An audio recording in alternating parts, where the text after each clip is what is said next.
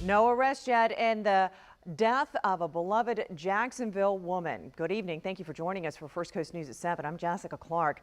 Cassandra Brown was found shot in the head outside of a home on Growth Street Friday night. And our Riley Phillips joins us now from the scene where some of the people there in the community believe she could have been targeted.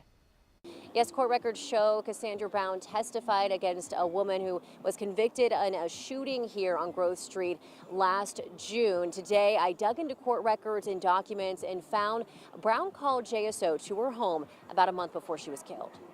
Balloons and stuffed animals remain where 67-year-old Cassandra Brown was found dead Friday night. Friends told First Coast News she had been hanging out on Growth Street, listening to music and spending time with neighbors. Her death now bringing up questions as to who pulled the trigger. Brown's family and friends believe it is connected to her testimony in a trial last year. Court records show Brown was a witness in the trial of a woman who was accused of shooting a man on Growth Street last June. That woman was convicted of aggravated battery and sentenced to life in prison. I also learned Brown called the Jacksonville Sheriff's Office to her home a month before she was killed. Portions of that incident report are redacted, but it details how the front of her home had been vandalized and her car tires deflated. While no arrests have been made in connection to Brown's death so far, our crime and safety expert Ken Jefferson says even rumors of a witness being intimidated after a crime can hurt the relationship between law enforcement officers and the community. You have to continually show transparency with everything that you do. Once you show that you're going to be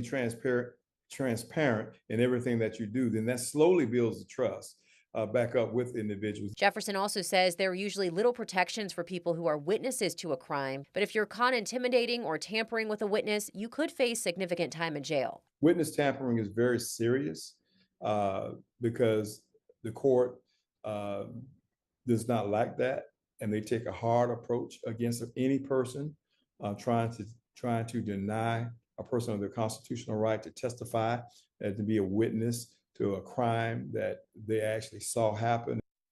And again, the Jacksonville Sheriff's Office has not arrested anyone in connection to this case yet. They've also not released any information about a possible suspect. I also reached out to the state attorney's office for more information about these claims. A spokesperson said it is still too early in the investigation to release any more information. But if someone does know what happened or has any information about what happened to Brown, to contact JSO. In Jacksonville, Riley Phillips, First Coast News, on your side.